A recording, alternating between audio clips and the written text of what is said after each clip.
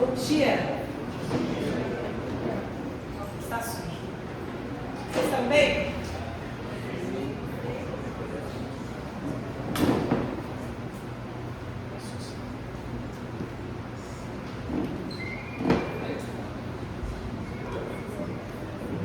Nós vamos falar um pouco hoje, semana que vem, sobre o reino de Deus.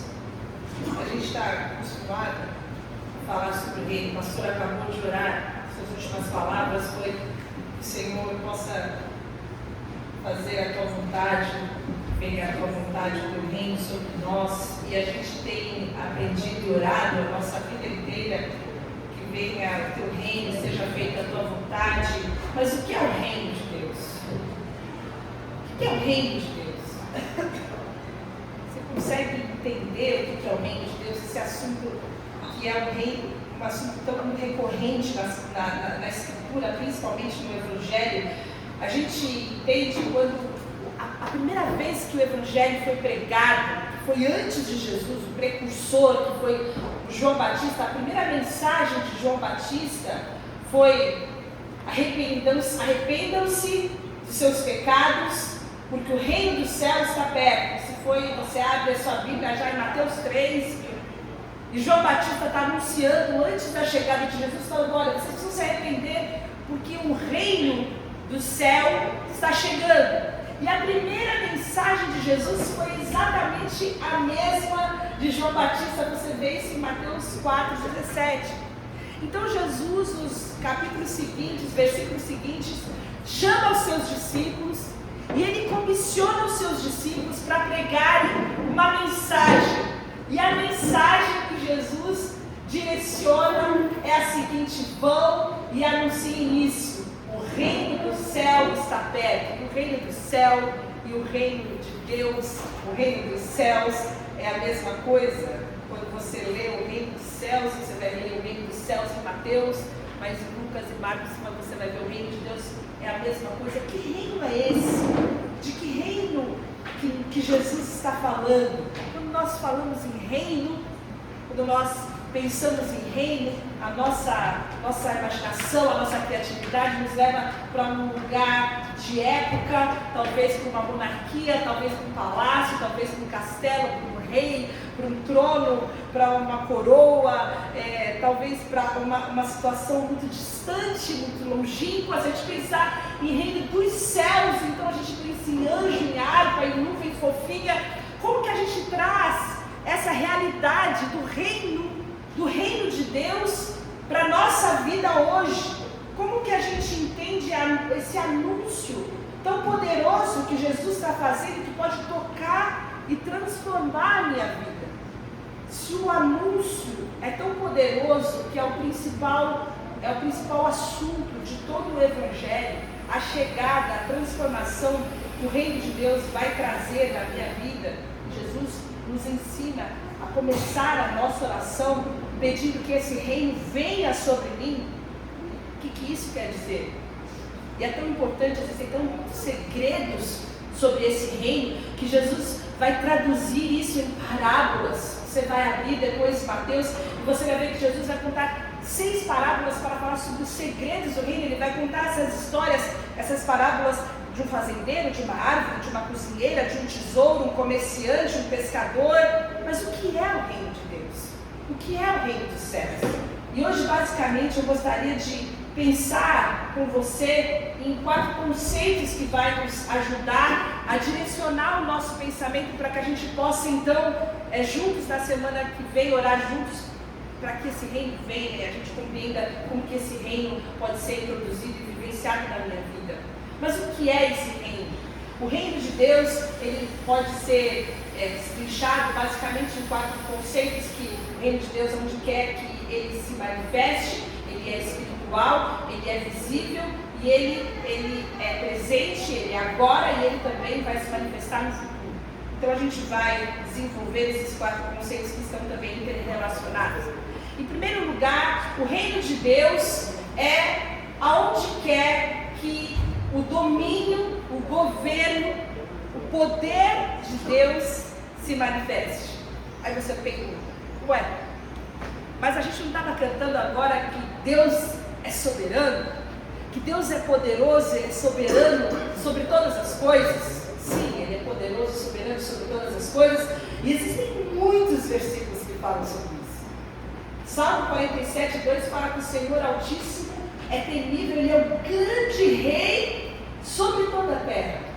O Senhor estabeleceu o seu trono no céu e como rei, Ele domina sobre tudo o que existe. Tem um outro versículo que fala que do Senhor é a terra e toda a sua plenitude, o mundo e os que nele habitam. Sim, o Senhor, Ele é o rei de toda a terra. Ele é soberano sobre toda a terra. Ele é um Deus todo-poderoso cuja a terra é o estrado dos seus pés. O Senhor está no poder, está no controle de todas as coisas, tudo segue o seu cronograma. Ele é de fato um Deus poderoso, mas nós não podemos esquecer que há uma rebelião em curso. Existe um mal que está nesse mundo. Existe o príncipe do mal que governa esse mundo.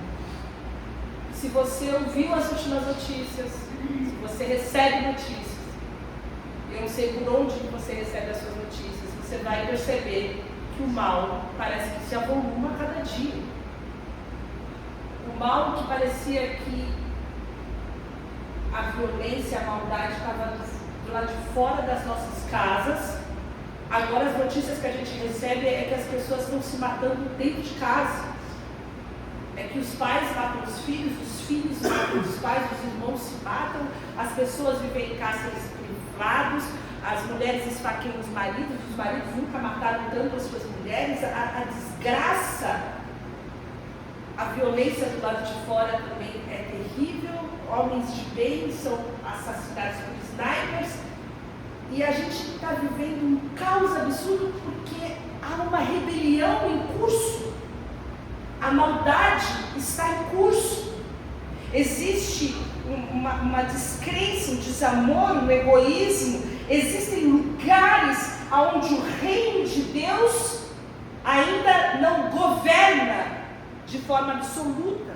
Corações onde o governo de Deus ainda não reina.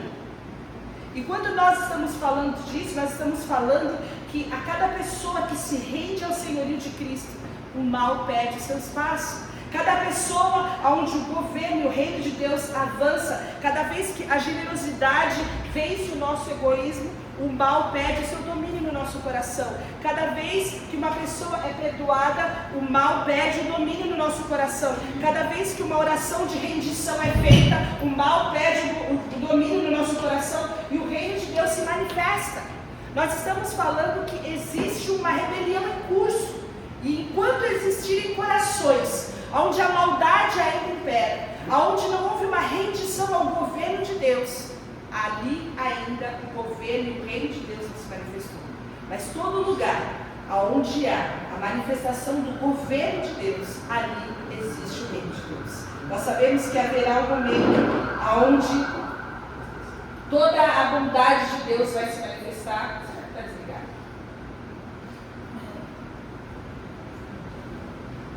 1 Coríntios 15, 24 e 25 fala que então virá o fim quando ele entregar o reino de Deus Pai, depois de ter destruído todo o domínio, autoridade e poder, pois é necessário que ele reine até que todos os seus inimigos estão postos debaixo dos seus pés. Haverá um momento onde todos os inimigos serão destruídos, onde todo o coração será entregue, onde toda a língua vai confessar que Jesus Cristo é o Senhor. Ele governa sobre todos, sim. Ele governa sobre toda a criação, Ele tem todo o poder, Ele tem toda a autoridade. Mas Ele veio inaugurar um reino que vai ser estabelecido no coração de todo aquele que confessa Jesus Cristo como Senhor. Ele é o início, Ele é o princípio, Ele é o fim de todas as coisas. E aonde quer que Jesus governe, ali é o ambiente do seu reino. A segunda coisa que nós vemos é que esse reino, ele é um ambiente espiritual. Ele não é um reino físico. Ele não é um reino material, ele não está ligado a um aspecto geográfico. Jesus disse, olha, o meu reino não é desse mundo. Se fosse, os meus servos lutariam para impedir que os judeus me prendessem, mas agora o meu reino não é daqui. Em Lucas diz que o reino de Deus não está dentro de vocês. O reino de Deus estava presente no ministério de Jesus o tempo todo. Ele estava revelado em atos de compaixão, em milagres, e obviamente não era esse reino que os judeus estavam procurando. Eles queriam autoridade, eles queriam poder, eles queriam libertação, eles queriam a libertação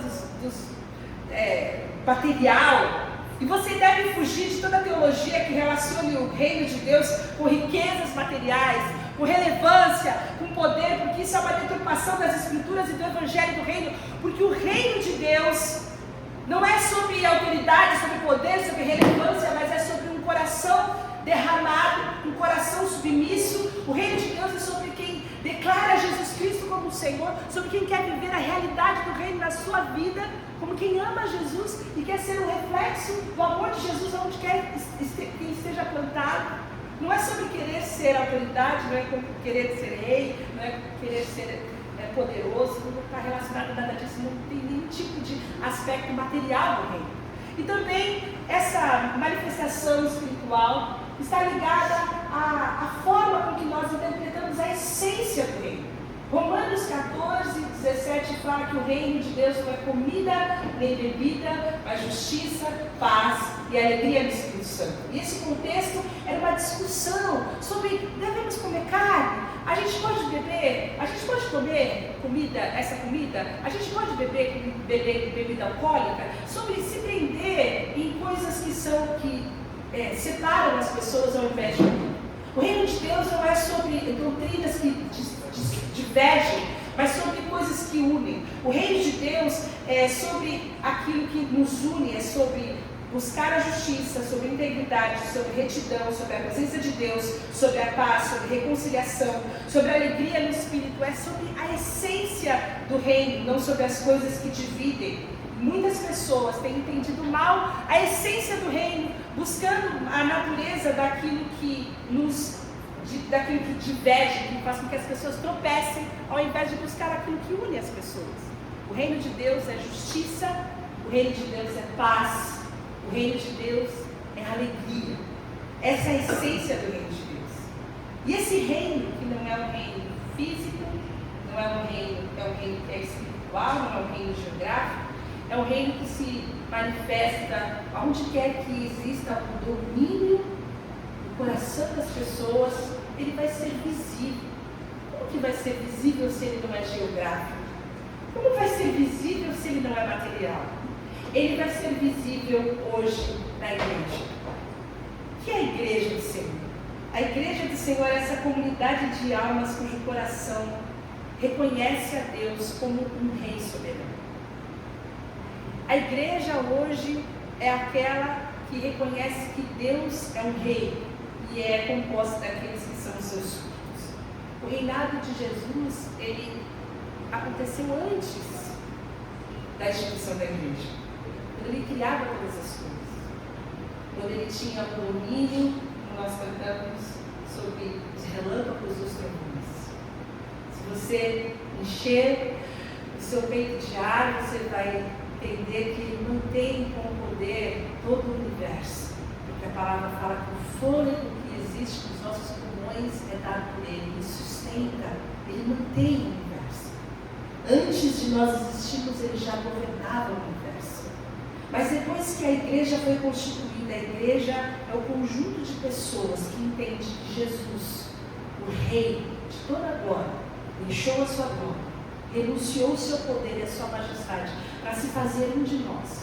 E na figura de um homem se humilhou até a morte, porque era necessário que um homem justo, que alguém puro, santo, sem pecado, pudesse morrer por pecadores, para que aquele sangue inocente pudesse expiar os nossos pecados.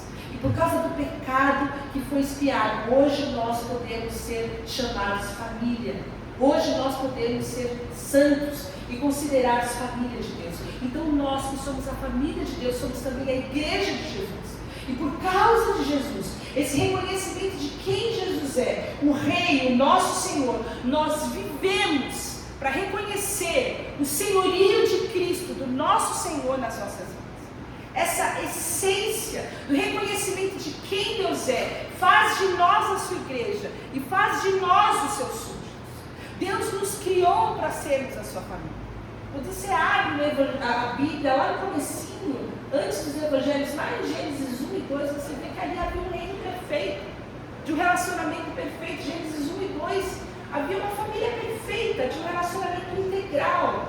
As pessoas estavam inteiras ali, perfeitas socialmente. Havia um rei que reinava absoluto, com vontade inteira, estabelecia aquilo que precisava ser feito. Adão, Eva obedeciam inteiramente aquilo que era a vontade de Deus, não havia pecado. Mas ali em Gênesis 3 tudo muda. Há uma mudança, um ponto de virada, quando Adão e Eva decidiram ser os seus próprios reis, estabelecerem o seu próprio governo, estabelecerem o seu próprio domínio. Eles não queriam mais que a vontade de Deus, a vontade do Pai fosse feita. Eles queriam ser como Deus. Eles queriam decidir sobre eles mesmos o seu próprio bem e o seu próprio mal. Eles queriam a independência do seu próprio reino. E a partir dessa independência, a humanidade passou a seguir um caminho de centralidade. E essa destruição do pecado trouxe uma destruição também para os relacionamentos. Porque a partir do pecado, nós passamos a ser autocentrados. Tim Keller vai falar que essa autocentralidade do homem trouxe uma autoabsorção. Porque o pecado deixa que o homem, ao invés de pensar de forma coletiva, dessa família perfeita, de sermos vivendo um para o outro, buscando o bem do outro, agora eu vou buscar o meu bem. Porque eu sou o centro de todas as coisas. Então a minha busca é como eu me sinto, como eu estou me saindo, como as pessoas estão me tratando, se eu vou me dar bem na vida, se eu estou sendo tratado com justiça, se as pessoas estão me dando o reconhecimento que eu preciso, se os meus direitos estão sendo reconhecidos, e eu vou vivendo uma vida autocentrada, a minha vida é parada porque todas as coisas orbitam em torno de mim, e essa vida autocentrada, essa vida que só recebe, faz com que eu só me mova em direção ao outro, buscando os meus próprios interesses, as minhas próprias vantagens. E essa vida do meu reino, essa vida da minha vontade, essa vida onde eu busco que o meu reino e a minha vontade sejam sempre prioridade sobre a vida das outras pessoas, vão fazendo com que as pessoas sejam cada vez mais isoladas e sejam usadas como meio para que o meu fim, que a minha vontade, a minha felicidade seja feita. E isso destoa da vontade de Deus para as nossas vidas. Esse não é o propósito de Deus para nós. Isso faz com que o nosso reino viva sempre em ruínas. Nós vamos falar um pouco disso na semana que vem, porque o limite da minha vontade, da minha felicidade, vai ser sempre a vontade, a felicidade e o reino do outro. E nós vivemos então em busca de redenção. Porque nós somos essas pessoas que estamos com as nossas ruínas em nossos relacionamentos, no nosso psicológico, na nossa vontade, nos nossos desejos. Nós precisamos de redenção. A gente guarda no nosso inconsciente coletivo aquela necessidade de um reino que precisa de um rei que vai vir nos resgatar. Existe aquela ideia, aquela lenda das culturas de um rei que vem buscar aquele que está preso na torre e vai vir com a sua espada, que vai destruir o dragão e vai nos levar para um final feliz. E de fato vem um rei com a sua espada, que vai pisar na cabeça da serpente, vai nos levar para um final feliz e vai nos libertar da maldade que nós estamos presos. A grande torre que nós estamos presos, que é a nossa autocentralidade. O rei vem nos libertar. O rei vem nos libertar de nós mesmos, e esse rei vem nos tirar do domínio das trevas e nos trazer para o reino de amor. Esse reino de amor, esse reino do Filho do amado, é o reino para o qual nós estamos sendo chamados, é o reino de Deus. Colossenses 1,15 fala que Ele nos resgatou do domínio das trevas e nos transportou para o reino do seu Filho amado. Nós estamos presos, em egoísmo, em centralidade.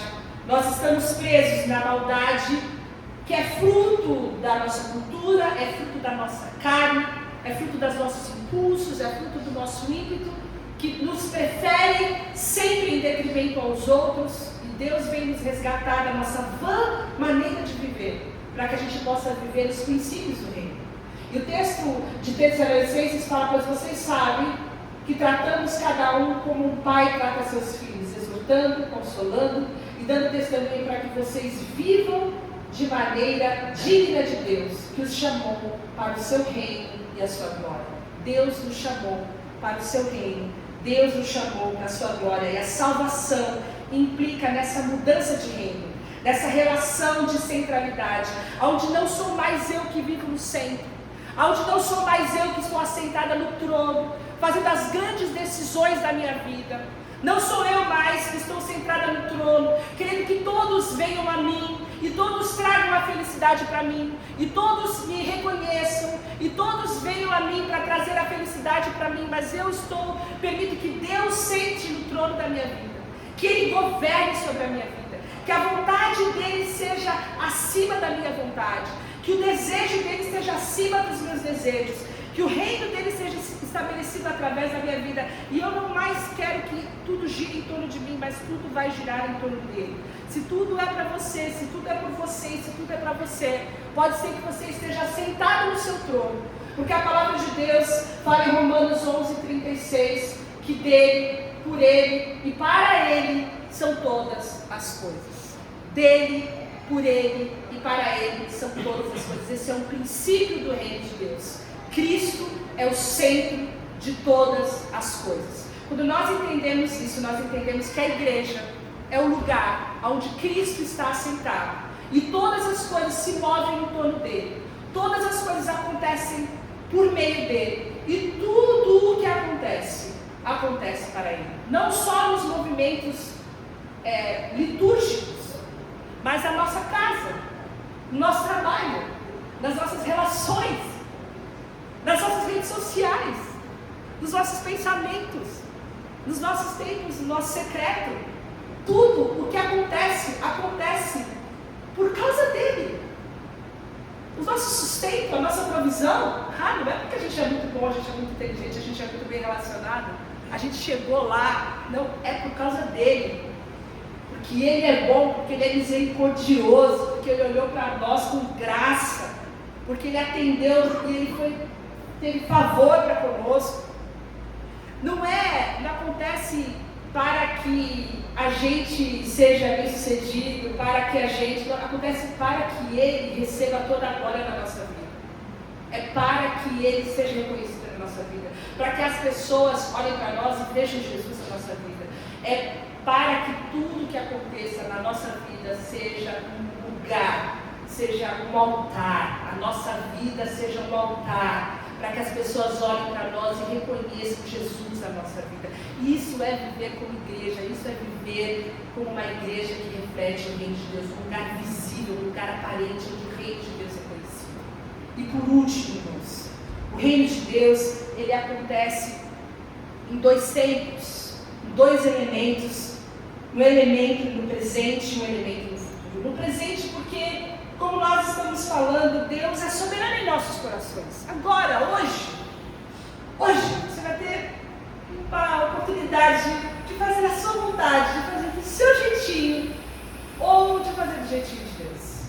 Você vai ter uma oportunidade de permitir que Deus reine sobre os seus planos, sobre a sua vontade, sobre os seus desejos, sobre os seus sonhos. Isso é um reino espiritual. Isso é algo que vai acontecer dentro do nosso coração. A cruz de Cristo nos resgatou do nosso estado de rebelião, mas ainda existe muita crise, muita rebelião em curso em nós. Existem ainda lugares de maldade que a luz de Jesus está entrando, está brilhando, está arrancando ali aquele mal. E cada ato de generosidade que Deus, por sua graça, permite que seja praticado para a glória dele, é um espaço de bondade, de reino de Deus que está avançando dentro de nós. É essa forma que o reino de Deus vai avançar. O reino de Deus vai avançar dentro de nós e através de nós. Agora, hoje, a cruz de Cristo está nos resgatando todos os dias desse estado de rebelião. Aqueles que creem podem orar, venha ao teu reino. Aqueles que desejam romper com esse estado de autoabsorção, com esse estado de centralidade, aqueles que desejam descer da torre, serem resgatados pelo grande rei, já estão manifestando hoje hoje o reino de Deus. Mas existirá um dia no futuro. E eu quero ler alguns versículos com você, 2 versículos com você. O primeiro está em Mateus 25:34, que diz o seguinte: então o rei dirá aos que estiverem à sua direita: venham, benditos de meu Pai, recebam como herança o reino que lhes foi preparado desde a criação do mundo. Existirá um dia em que nós estaremos diante de Deus. Nós vamos estar recebendo esse reino que é espiritual também, que está preparado para nós desde antes da fundação do mundo. É um dia, tem uma música muito antiga que fala que é um dia de justiça, um dia de verdade, um dia em que haverá na terra paz, e que será vencida a morte pela vida e a escravidão enfim acabará. A verdade vos libertará, sereis em Cristo verdadeiramente livres, vinde já celebrai com alegria a vossa libertação e conversão de Jesus. Deve ser ali, deve ter uns 50 anos. Nós aguardamos esse dia, onde Deus vai estabelecer integralmente o seu domínio na segunda vez que Ele vier. Ele não vai vir mais como um cordeiro, irmãos. Ele vai vir como um leão. Ele vai vir derrotar todos os seus inimigos. Ele vai julgar e vai castigar todos aqueles que se opuseram contra Ele. E o último versículo que eu quero ler é o seguinte: então virá o fim.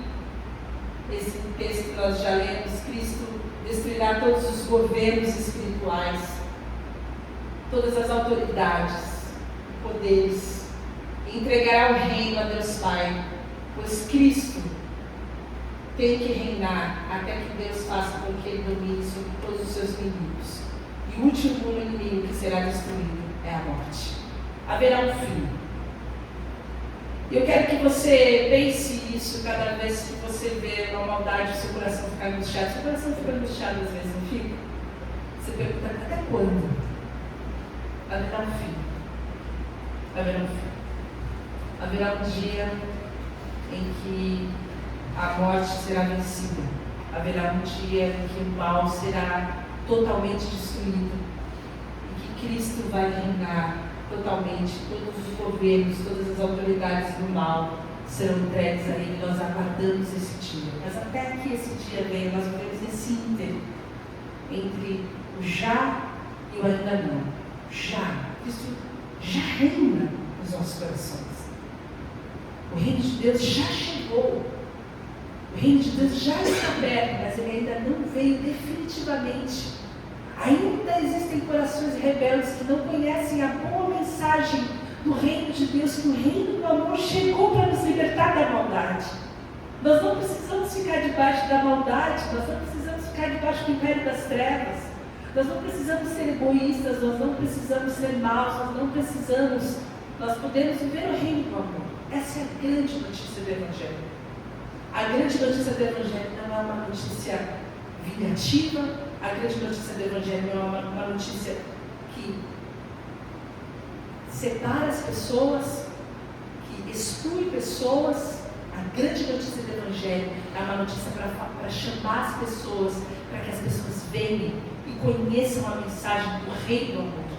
O amor que nos resgata das trevas, o amor que nos arranca da rebelião, o amor que nos tira do reino da maldade, um amor que nos oferece uma oportunidade de sermos transformados, de recebermos a mensagem que nos transforma de dentro para fora, de sermos movidos por um espírito gentil, que não nos aviu, mas vai a cada dia nos transformando para melhor, para que a gente seja movido por paz, por amor, por paciência, por bondade, por longanimidade, por mansidão e por domínio próprio.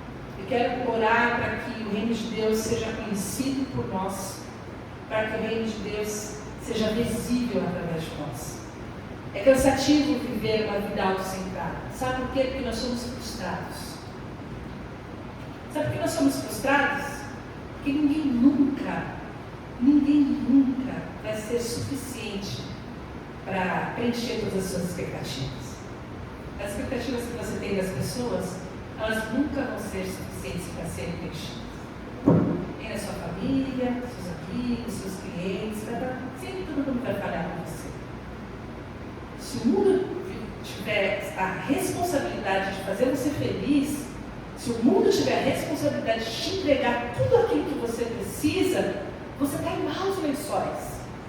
O Evangelho chega para te libertar disso, para fazer com que você possa ser livre dessa autoabsorção e viver a sua vida centralizada em Cristo. Permita que Cristo seja a sua vida, que Cristo seja a sua alegria, que Cristo seja a sua felicidade, que Cristo te preencha, que Cristo seja suficiente para você, que Cristo traga a paz que você precisa, a alegria que você precisa, que Cristo possa preencher os seus dias, que a sua música seja adoração, que você possa contemplar a bondade de Deus todos os seus dias, seu coração seja cheio de gratidão.